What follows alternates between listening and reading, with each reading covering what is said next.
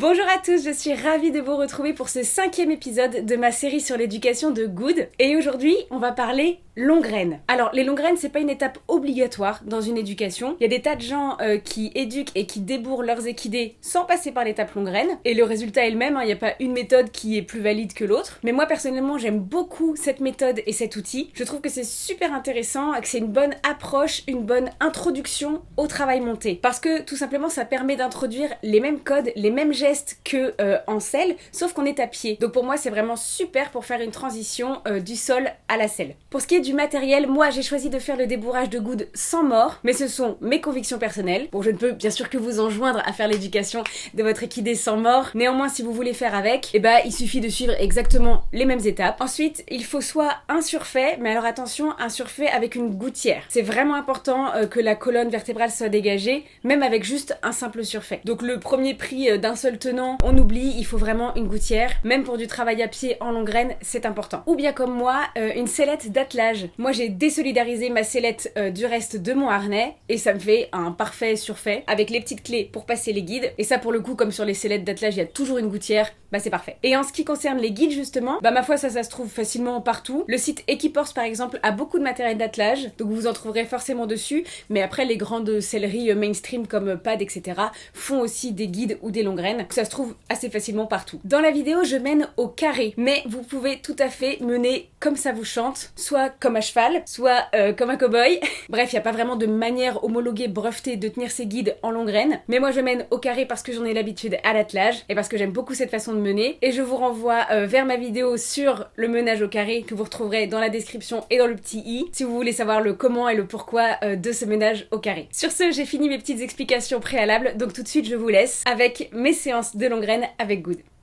Alors la première étape, bien évidemment, ça va être de procéder à une désensibilisation en règle de tout le matériel qu'on va utiliser pour faire des longues graines. C'est-à-dire pour moi, en l'occurrence, la sellette d'attelage et les guides. La toute première étape que moi j'aime bien faire avant même de lui présenter la nouvelle chose, c'est carrément de la poser par terre et de la laisser elle venir au contact et faire connaissance avec. Comme ça vraiment elle prend son temps, elle y va à son rythme, elle sent, elle mâchouille, elle fait connaissance, etc. Je lui propose de faire le tour, de ressentir sous un autre angle. Enfin vraiment le but c'est que la toute première approche soit menée par elle-même. Et après seulement je commence à faire bouger un petit peu le matériel, mais toujours par terre. Je le secoue un petit peu pour faire teinter les boucles, pour faire du bruit, du mouvement, et qu'elle se rende compte que tout va bien et que c'est parfaitement inoffensif. Et ensuite seulement, une fois que ça c'est fait, je prends le matériel à la main et je lui présente. Et là pareil, je la laisse longuement sentir et seulement quand elle semble à l'aise, je commence à faire bouger un petit peu ces objets-là. Et mon but c'est qu'il n'y ait absolument aucune réaction, qu'elle soit totalement en confiance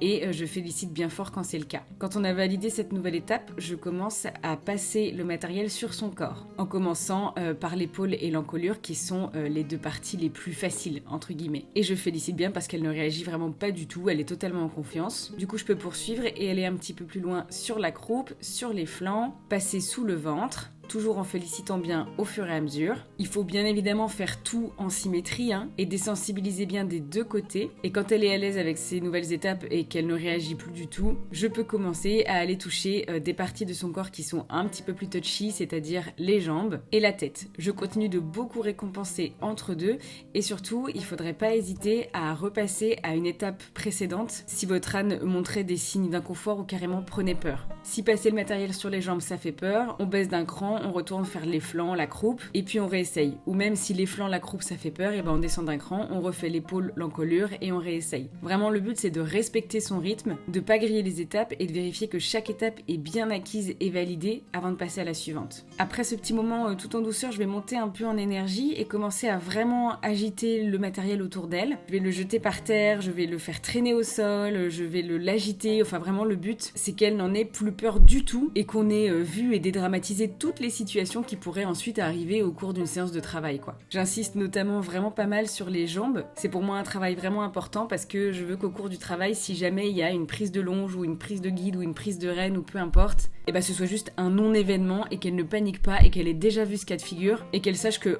ça c'est rien, je risque rien, c'est pas une situation dangereuse et qu'elle vive tout ce qui pourrait lui arriver sereinement.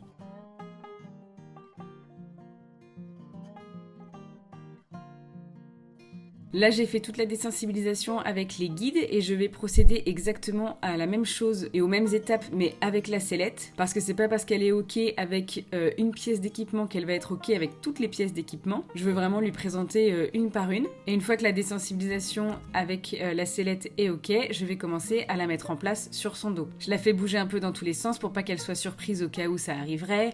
Je fais des simulacres de sanglage pour voir comment elle réagit et vraiment tout va bien. Donc on poursuit.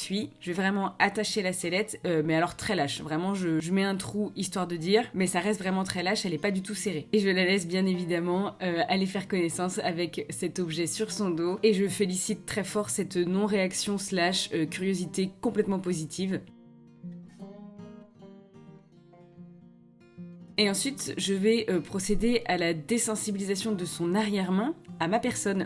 Parce que qui dit longraine dit se retrouver à la croupe de son équidé. Et donc, il faut bien évidemment être certain qu'il n'y a aucun problème et que c'est très bien accepté par l'âne et que vous pouvez vous trouver là sans risquer de prendre un coup de pied. Ça, pour le coup, c'est pas du tout un travail qui est nouveau pour elle. Pouvoir la manipuler partout et me trouver partout, c'est un travail que je fais depuis vraiment le tout début. Donc là, je valide et je vérifie que tout est ok, mais vraiment, c'est un exercice duquel elle a l'habitude. J'hésite pas à faire des gestes un peu brusques, un peu surprenants, à faire du bruit, à faire des grands mouvements pour m'assurer qu'elle ne réagisse pas et qu'elle ne prenne pas peur à aucun moment. Et puis je lui rends tout ça très agréable en la gratouillant beaucoup. En plus les fesses, c'est un spot qu'elle adore se faire gratouiller, donc vraiment ça ne lui pose aucun problème et je sais que je suis parfaitement en sécurité derrière elle. Après ça, on va aller marcher un peu pour qu'elle s'habitue à la sellette sur son dos en mouvement, parce que le statique et le mouvement c'est jamais pareil, donc il faut bien être sûr que votre âne est ok dans les deux cas. Et vraiment, Good, elle s'en fiche, elle fait sa vie comme si de rien n'était, donc c'est parfait, c'est exactement ce que je veux. Je rebouge un petit peu la sellette dans tous les sens pour vraiment valider que c'est ok, et je vais monter d'un petit trou.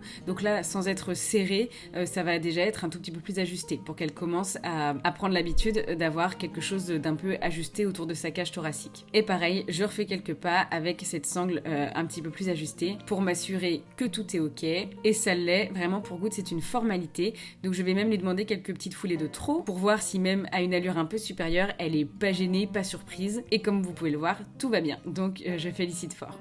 Pour moi, la désensibilisation est complète. Encore une fois, n'hésitez pas à prendre votre temps, à multiplier les séances pour avoir des bases ultra solides et être sûr que votre âne est complètement désensibilisé avant d'attaquer la suite. Pour nous, la suite, c'est d'installer les guides et de vraiment se mettre en mode longraine. Je passe les guides dans les clés de la sellette et je les fixe au licol. J'ai décidé de faire ces premières étapes, ces premières séances en licol plat parce que c'est vraiment ce qui existe de plus doux au monde. Donc c'est de ça dont j'ai envie pour elle pour le début. Et je vais valider la désensibilisation au guide dans cette situation pour être sûr que même dans cette configuration c'est ok, elle s'en fiche. Et comme c'est le cas, on va pouvoir commencer à marcher avec moi du coup vraiment en position de menage derrière. Mais pour le moment vraiment il ne s'agit encore que de désensibilisation et d'habituation, donc je ne fais rien du tout que juste être là. C'est vraiment mon chéri qui est à sa tête, qui commande entre guillemets et qui la promène. Moi vraiment je fais de la figuration derrière. Le but c'est juste qu'elle s'habitue à ma présence à cet endroit-là, qu'elle s'habitue au fait qu'il y ait quelqu'un qui la suive, qu'elle s'habitue au contact des guides sur ses flancs, sa croupe. Et vous pouvez voir qu'elle se pose quand même 2-3 petites questions. Elle se demande un peu ce que je fais là-bas derrière. Elle jette régulièrement des petits coups d'œil et tout, mais c'est pas du tout de l'inquiétude ni rien, c'est vraiment de la curiosité, c'est vraiment maman, qu'est-ce que tu fais là, d'habitude t'es pas là du tout. Donc voilà, elle se pose 2-3 petites questions, mais c'est totalement normal et du coup mon chéri à chaque fois lui redemande de partir et elle l'écoute très bien, elle le suit, donc c'est parfait. Du coup on s'arrête et on félicite très fort ce premier essai qui était vraiment super. Et ensuite pour commencer à intégrer les directions, je vais faire un petit exercice que j'ai l'habitude de faire avec elle, que vous avez vu dans chaque vidéo de cette série sur l'éducation de Good. Ce sont des sessions à la pression, en l'occurrence des sessions latérales, pour vérifier qu'elle cède bien à mes demandes et qu'elle tourne la tête à droite et à gauche, pour qu'ensuite quand je serai en longraine ou bien même montée dessus, elle tourne à droite ou à gauche. Mais voilà, c'est simplement une petite vérification. Comme je vous le disais, c'est un exercice qu'on fait à tous les coups, mais pour l'instant il n'est pas encore question que je lui demande des directions en longraine. C'est la toute première séance. Donc on repart pour un petit tour avec toujours mon chéri à la tête qui la guide et moi derrière qui fait de la figuration, qui suis juste là sans rien demander. Pour l'instant je ne fais rien, je ne parle même pas, c'est mon chéri qui lui parle, qui utilise d'ailleurs les codes dont elle a l'habitude, et moi vraiment je ne fais rien d'autre qu'être là. Au fur et à mesure elle prend de plus en plus confiance, elle s'arrête de moins en moins pour regarder où je suis et ce que je fais, et donc après quelques circonvolutions entre les arbres, on s'arrête s'arrête. Je la félicite vraiment très fort parce que c'était une top première séance. Et on s'arrête là pour cette fois, c'était bien suffisant. J'ai bien pris mon temps pour la désensibilisation. Et ensuite, la séance a dû durer 5 ou 10 minutes à tout casser. Et c'était vraiment super, je suis trop contente et trop fière d'elle. Donc, on s'arrête là-dessus. Et nous voilà rendus quelques mois plus tard. Comme vous pouvez le voir, les poils et les pulls sont apparus. Et nous voici donc partis pour notre deuxième séance de longue graine. Pour commencer, je vais reprendre vraiment les étapes de la première fois une par une, parce que ce n'est que la deuxième fois, et qu'ensuite il s'est écoulé plusieurs mois entre les deux séances. Donc je reprends depuis le début. J'ai posé le matériel par terre et je l'invite à venir sentir. Ensuite, je passe le matériel sur tout son corps pour vérifier qu'elle n'en a pas peur. Je représente les guides puis la sellette. Je la fais marcher un peu avec la sellette légèrement sanglée. Enfin bref, même si ça va du coup plus vite cette deuxième fois bien évidemment parce qu'elle a déjà vu tout ça une fois, eh bien je refais quand même tout du début. Et on va commencer la séance, donc cette fois j'ai mis en place des petits dispositifs. J'ai installé une bordure maraîchère, des petites portes de plot, un slalom, des barres au sol, et donc on va effectuer tous ces petits exercices qu'on a l'habitude de faire à pied en longue graine. Pour les premières minutes, comme lors de la toute première séance, je ne fais rien d'autre qu'être là. Vraiment, je fais de la figuration. Les guides sont lâches, je dis rien. Vraiment juste, je suis mon chéri qui la dirige, qui la conduit, mais sans rien dire et sans rien faire. Comme ça, elle découvre tranquillement le parcours, tout en la réhabituant à ma présence un petit peu étrange derrière elle. Après ce premier tour, je vais bien la féliciter et on va recommencer, mais cette fois, je vais commencer à mettre un tout petit peu d'indication dans les guides. Donc moi, j'annonce à mon chéri qui est à sa tête où est-ce que je me dirige, comme ça il me seconde, on donne pas des ordres contradictoires ou on fait pas des choses contraires, et moi je vais commencer à demander tout doucement des petites actions de reine à gauche, des petites actions de reine à droite, et bien sûr c'est encore à 90% mon chéri qui dirige, mais je commence doucement à instiller des petites actions. Au bout de quelques minutes, je l'arrête, et je la félicite très fort parce que dans mes ressentis pour cette première fois c'était vraiment chouette, et mon chéri me confirme que de son côté il faisait pas grand chose, et que donc elle a très bien réagi à mes débuts de demande. Pour valider ça, on va refaire quelques petits exercices dans cette même configuration et puis on va franchir une nouvelle étape, c'est-à-dire que mon chéri va lâcher Good. Alors il va rester à côté d'elle exactement comme il l'était avant, sauf qu'il ne la tient plus. Donc c'est toujours une aide pour elle, elle peut se reposer sur lui, elle sait que c'est lui qu'elle doit suivre, mais moi derrière, en même temps, du coup, je commence à prendre un petit peu plus de place et à me substituer petit à petit à lui. Et encore une fois, ça se passe super bien, elle réagit vraiment très bien. Je sens qu'elle a plutôt bien pigé le truc. Et d'ailleurs, vous avez sous les yeux notre premier arrêt en autonomie. C'est vraiment moi qui lui ai demandé de s'arrêter. Et c'était vraiment parfait. Donc, je lui fais une grosse fête. Et comme c'était déjà super et que les progrès ont déjà été ouf au cours de cette séance, et bah, on s'arrête là. Et hop, un nouveau saut dans le temps et nous voilà rendus à la troisième séance. Cette fois, il y a eu du nouveau au niveau du matériel. J'ai décidé pour la première fois d'intégrer un tapis parce qu'en soi, sous la sellette ou le surfait, je trouve pas ça hyper nécessaire, mais par contre, il y en aura un sous sa future-selle. C'est un élément de son équipement, de son futur équipement auquel il faut l'habituer. Elle va après y avoir à faire toute sa vie, donc j'ai décidé d'intégrer le tapis et donc j'ai fait une désensibilisation complète, exactement sur le même modèle qu'avec le reste du matériel des longues graines, c'est-à-dire que j'ai commencé par la laisser elle-même faire connaissance. Ensuite, je suis passée à la désensibilisation sur son corps, d'abord aux endroits les plus faciles, donc l'encolure, l'épaule, le flanc, puis les endroits un petit peu plus touchy, la croupe, sous le ventre, et enfin les jambes et la tête. C'était vraiment la toute première fois qu'elle avait affaire à un tapis. Pour rappel, au moment où je tourne ces images, elle a 4 ans. Ça doit pas arriver à beaucoup d'équidés dans le monde de voir son premier tapis qu'à 4 ans, mais moi, ça me paraît juste parfait. Et elle n'y réagit pas du tout, preuve que nos désensibilisations précédentes ont porté leurs fruits et que quand j'amène une nouvelle pièce, un nouveau matos, et ben elle est pas du tout inquiète. Elle prend ça très bien et je peux le secouer autour d'elle, le mettre n'importe où sur son corps et elle est totalement en confiance. Et j'ai également changé d'un azur, on est passé du licol plat au side pull. C'est celui de Gribouille, c'est pas encore le sien propre, mais j'avais envie de commencer à introduire cet en azur là pour apporter un petit peu plus de précision comparé au licol plat. Donc voilà, là c'est vraiment la 3e séance, c'est une séance de grande fille. J'ai à nouveau installé un petit parcours, il y a un slalom, des petites portes, un trèfle, et on va travailler les directions et les arrêts autour de toutes ces petites choses-là. On fait un petit tour de chauffe avec mon chéri, toujours à la tête, qui la tient, et comme ça se passe très bien et qu'elle n'a rien oublié par rapport aux séances précédentes, et bien très vite, à nouveau, mon chéri va la lâcher, et on va se retrouver dans la même configuration que la dernière fois, c'est-à-dire qu'il l'accompagne à la tête, mais qu'il ne la tient plus, et que donc il faut qu'elle commence à m'écouter moi, et qu'elle fasse le rapprochement entre mes actions de main et ce que j'attends d'elle. Ma foi, ça se passe vraiment très bien. Le début est un petit peu hésitant, mais ensuite ça lui revient très vite. On arrive à faire un slalom sans que mon chéri ait à intervenir, donc c'est trop cool. Et ensuite je me dirige vers une petite porte de plot et je décide de lui demander un arrêt qu'elle effectue parfaitement bien, donc je récompense bien fort. Et puis c'est reparti, là pareil, le but c'est qu'elle démarre à mon ordre à moi. Et comme vous pouvez le voir, c'est ce qui se passe puisque mon chéri reste immobile et moi je lui demande le code dont elle a l'habitude, que j'utilise tout le temps depuis le début de son éducation pour la marche avant. Et ça marche, elle part tout de suite et mon chéri ne se met à marcher qu'après. Donc c'est bien que c'est pas lui qui l'a entraînée, elle a vraiment répondu à mon code et ça c'est trop cool, je suis trop contente. On va à nouveau se diriger sur le slalom et je vais demander à mon chéri de prendre de la distance un petit peu par rapport à elle, de se tenir plus loin d'elle et notamment lui il va pas prendre les plots, il y a qu'elle qui va les prendre et bah regardez comme elle se débrouille absolument très bien. Il y a un petit bug au milieu pendant lequel à nouveau elle me regarde en mode mais maman t'es sûre de cet exercice? Tu veux vraiment rester là-bas derrière? Mais je lui demande de repartir et à nouveau elle repart à mon code sans que mon chéri nous seconde, donc je suis trop contente. Du coup on va changer un petit peu d'exercice et aller faire le petit trèfle. Bah le démarrage c'est vraiment super cool et les directions ça vient doucement, c'est pas très précis, on fait encore de grandes courbes mais ce n'est que la 3e séance, elle n'est déjà plus tenue à la tête et elle répond déjà très bien, elle dépasse mes espérances à ce stade donc je n'en demande vraiment pas plus. Pour finir je vais lui demander un arrêt, toujours pareil, moi toute seule, pas secondée de mon chéri et toujours pareil, elle fait ça parfaitement bien, alors grosse fête.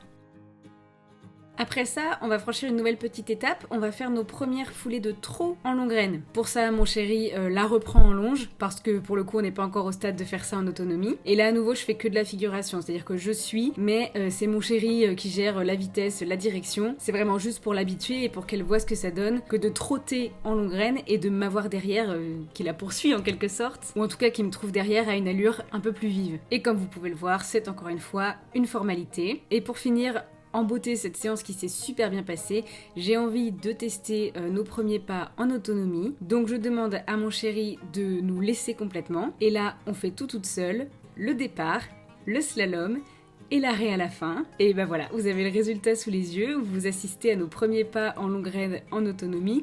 Est-ce que j'ai pleuré à la fin? Totalement. Je suis trop contente, trop fière d'elle. Elle comprend tout tellement vite, les progrès sont tellement fulgurants. Bon voilà, je ne sais pas quoi vous dire de plus, cette année c'est une merveille.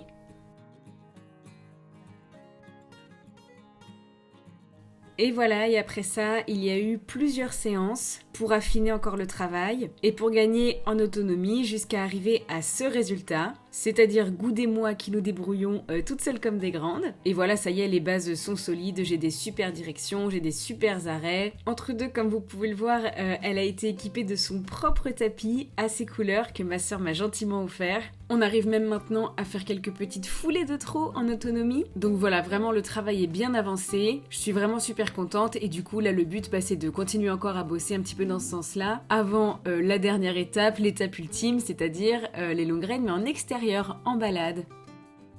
Et bah voilà, ça y est, c'est la toute dernière étape qu'on vient de franchir. On a fait notre première sortie en extérieur en longue graine et c'était juste parfait. Elle a pas du tout été impressionnée d'être toute seule devant parce qu'on est sorti avec Victoire et Pépita pour qu'elle soit pas seule, pour qu'elle ait une copine avec elle. Et elle marchait aussi bien derrière que devant, vraiment pas du tout peur de prendre la tête, même si j'étais pas à côté d'elle. Elle était vraiment toute seule en tête et hyper déterre, hyper contente. Donc moi-même j'étais super heureuse. Et puis elle a été aussi sage qu'à la maison, j'avais des directions, j'avais de l'arrêt. On a même pu faire quelques petites foulées de trot en extérieur, enfin vraiment parfaite. Et si vous avez l'œil, vous pouvez aussi remarquer qu'elle a un nouveau side pool, ça y est, c'est le sien propre. Fini d'emprunter celui de Gribouille, maintenant elle est équipée. Donc voilà, ça y est, elle a son side pool, son propre tapis. On sent bien qu'on arrive doucement mais sûrement au débourrage. Et bien sûr, jusque là, on va continuer un maximum les balades en longue graine en extérieur pour qu'ensuite les balades montées soient une formalité. Je vous retrouve pour conclure cette petite vidéo. Surtout, n'hésitez pas à décomposer et à multiplier les séances. Moi, je ne vous ai montré que quelques séances clés, mais il y en a eu plus que ça, il y a eu plus de travail que ça. Donc n'hésitez pas vous-même à fractionner, à multiplier les séances, et puis surtout, n'hésitez pas à revenir en arrière dès qu'il y a une incompréhension. C'est vraiment ça la clé. Si en passant d'une étape à la suivante, vous ne vous comprenez plus, et ben rétrogradez, revenez à l'étape d'avant, retravaillez encore plus cette étape d'avant avant de reproposer. J'espère de tout cœur que cette vidéo vous a plu, vous a aidé. Moi, la prochaine fois que je vous retrouve dans cette série éducation, eh bien ce sera pour le débourrage. Ce sera pour la première fois montée avec Good, ce qui promet d'être un grand moment. Je vous retrouve très vite dans une prochaine vidéo et je vous fais de gros bisous. Mouah.